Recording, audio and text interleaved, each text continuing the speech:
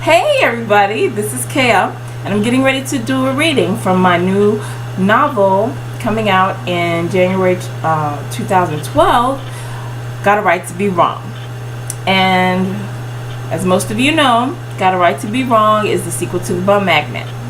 And as we ended The Bum Magnet, we found that Charisse kind of worked through a lot of her major issues, and she found Kevin, which, you know, we all think is going to be the love of her life.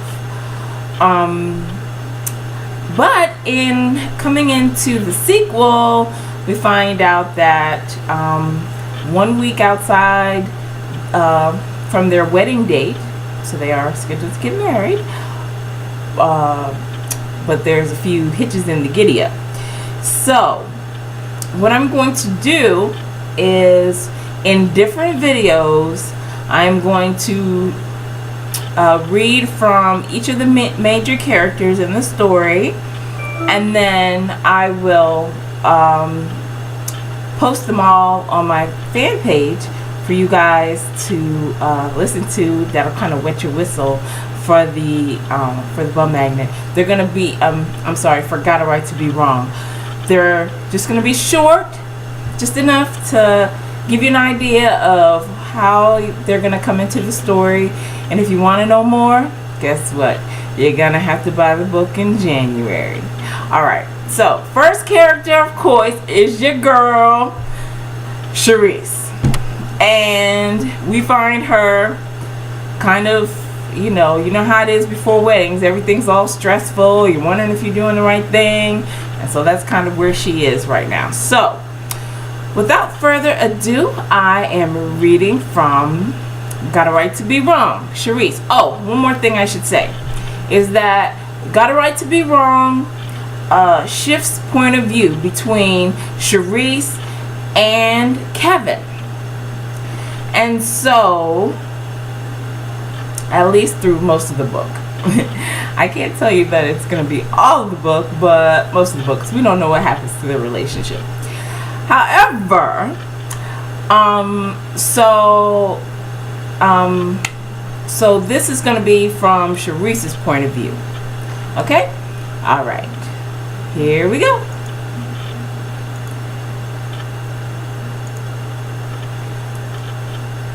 Chapter 1. Wedding Bell Blues. Charisse.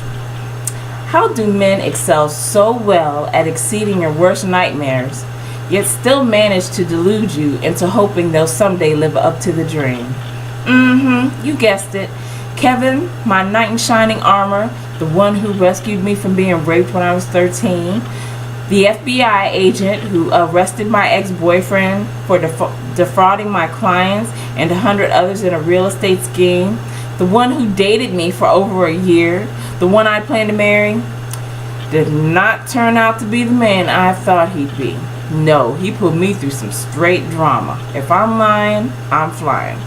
Oh, I'm not talking about the little mundane day-to-day, you didn't squeeze the toothpaste from the bottom of the tube drama, you understand. I'm talking about the, if I catch you in a dark alley, I might beat you to a pulp drama. Only had myself to blame. I should have stood my ground and refused his proposal.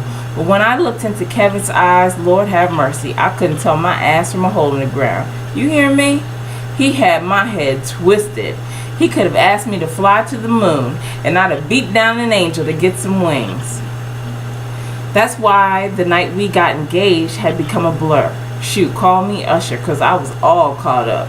Moonlit, starry sky, slow dancing to Luther Vandross, the resonant ebb and flow of the Caribbean Ocean as we watched the sun fall beneath the horizon. One moment I was curling my toes in soft white Bohemian sand as Kevin placed soft kisses along the nape of my neck. The next minute I had agreed to something. I was so high on love, I'm not even sure I heard the question, steady cracking my mouth open to say yes. We hadn't had much more to drink than a glass of wine or two, but we were completely intoxicated, lost in a brief window of time. I vaguely recall the obligatory, I want to spend the rest of my life with you, speech he delivered, as if practiced from birth. And if eyes were the window to the soul, I could see forever in his. He loved me, the wholly imperfect, insane, way too analytical, but often insightful me. And he wouldn't have me any other way. I can safely say, with my bum magnet history and the resulting battle scars I donned in the wake of catching player after player with the zipper down, so to speak, I surely wasn't the perfect package, but he at least understood what he was getting. Good, bad, ugly, fugly, all my shit was on the table. His package, on the other hand, came with a few surprises and not a single one pleasant. Our problem started 1 week before the wedding. I was in the midst of nuptial hell when I overheard Kevin on the deck unburdening his soul to his boy Derek. First of all, why Derek was at our house at the butt crack of dawn on a Saturday morning was beyond me anyway. Then come to find out, Kevin had his boxers in a twist because I pushed for a somewhat lavish but small ceremony. I mean, hell, I caved in and accepted his proposal because he pressed for marriage. The least he could do was let me plan a dream girly wedding. An eye for an eye, tooth for a tooth, wedding for a marriage. Fair exchange is no robbery, right? Man, Sharice better be glad I know Jesus, because I'm about ready to take her ass out. I realized she had gotten on my last nerve when I started Googling things like strychnine, cyanide, arsenic. If she ain't careful, her family might be planning for her funeral instead of our wedding. I hate to be the bearer of bad news, but aren't you the one who asked her, said Derek. I know, man, I know. And more than anything in this world, I want to marry her. She's my baby. I only wish we could skip the wedding. You know what I'm saying? Kevin said, taking a long gulp from his coffee and scanning the area to make sure I wasn't listening.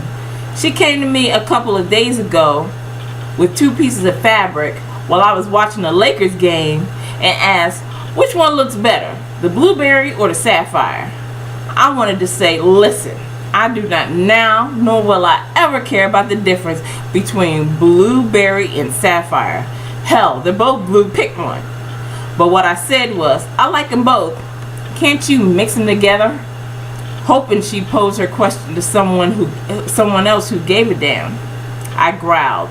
Derek laughed. Well, did your strategy work? Yep.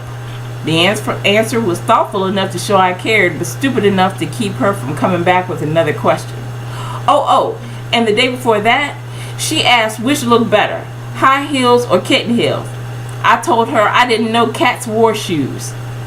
As stupid as it sounded when he said that silly mess to me the first time. He must have thought I was a fool. Talk about fuming, I was boiling grits mad.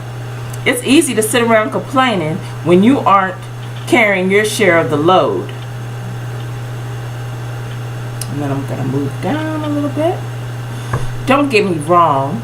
I wanted to spend every second of the rest of my life with Kevin. I just didn't think we needed to get married to accomplish that. Of course, I couldn't tell him the whole truth because he'd think the worst, that I was harboring some deep-seated wish to marry Lamar with his jealous self. How could a single black woman in this day and age possibly reject the idea of marriage? I'll tell you how. Marriage and the so-called dream of forever scared the bejeebers out of me. It's not difficult to understand when you examine my personal history with the institution. My parents split up before I was old enough to realize they'd ever been married. I had more philandering men and failed relationships than Elizabeth Taylor had ex-husbands. Too many.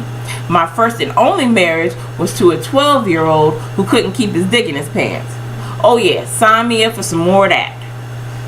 Granted, Kevin was beautiful, for lack of a better word. A better man than any of those jackasses, but he was still a man. He was born with the fuck up gene, even if the trait lay dormant. Okay, so you see our girl has not changed much, still feisty as ever, little doubtful about the marriage. So we will see what happens. Next up is Kevin, and I can guarantee you do not want to miss that reading, because that's where things really get started. All right, signing out for now, but check me out in a few weeks. I'll post Kevin. Thanks.